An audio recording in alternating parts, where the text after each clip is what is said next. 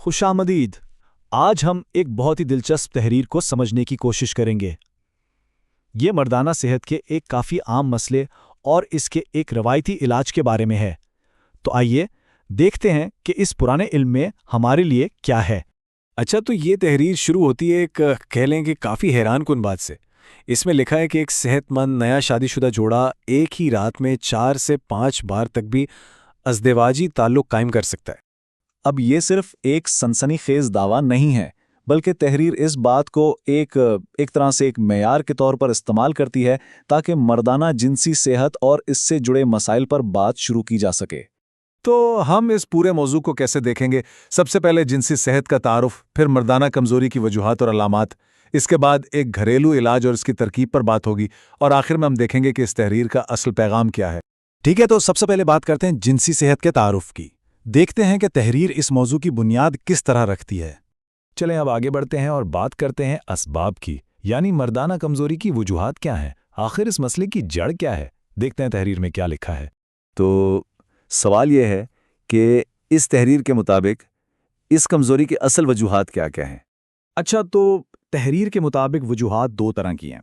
पहली है नफ्सियाती और आप कह सकते हैं कि लाइफस्टाइल से जुड़ी हुई, जैसे कि रोज़मर्रा का टेंशन, पैसों की फ़िक्र या फिर प्राइवेसी ना मिलना और जिनसी मामलात के बारे में पूरी मालूमात ना होना। और फिर नफ्सियाती वजूहात के साथ साथ कुछ जिस्मानी और तिब्बी मसाइल का भी जिक्र है, जैसे शुगर, मोटापा, कोई अंदरूनी चोट लग जाना, हाजमे का खराब रहना या बहुत ज़्यादा शराब पीना। तो वजूहात तो हमने देख ली, लेकिन सवाल यह है कि इस मसले की अलामात क्या हैं, यानी पता कैसे चलता है। चलें अब इस पर नज़र डालते हैं। तो फिर इस हालत की वो कौन सी निशानियां हैं जिन्हें महसूस किया जा सकता है? देखें, तहरीर में दो बहुत ही बुनियादी जिस्मानी अलामात का जिक्र है। एक तो उज़्व में तनाव का ना होना, और दूसरा जिसे कहते हैं कब्लज़ वक्त इंजाल का मसला। और ये सिर्फ जिस्मानी मसला नहीं है, इसका नफ्सियाती असर, इसका बोझ बहुत ज़्यादा होता है। तहरीर के मुताबिक शर्मिंदगी और दुख का एहसास, जहनी परेशानी, सर चक्कर आना, यहाँ तक कि दिल की धड़कन का तेज हो जाना भी इसकी अलामात में शामिल है।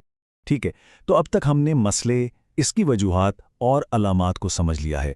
तो अब चलते हैं हल की तरफ। तहरीर में इसके लिए एक ख़ास रिवायती घरेलू इलाज बताया गया है, और इस इलाज के बारे में जो दावा किया गया है वो वाकई बहुत बड़ा है। कहा गया है कि ये नुस्खा मर्दाना कमज़ोरी को ख़त्म करके जवानी बहाल करता है।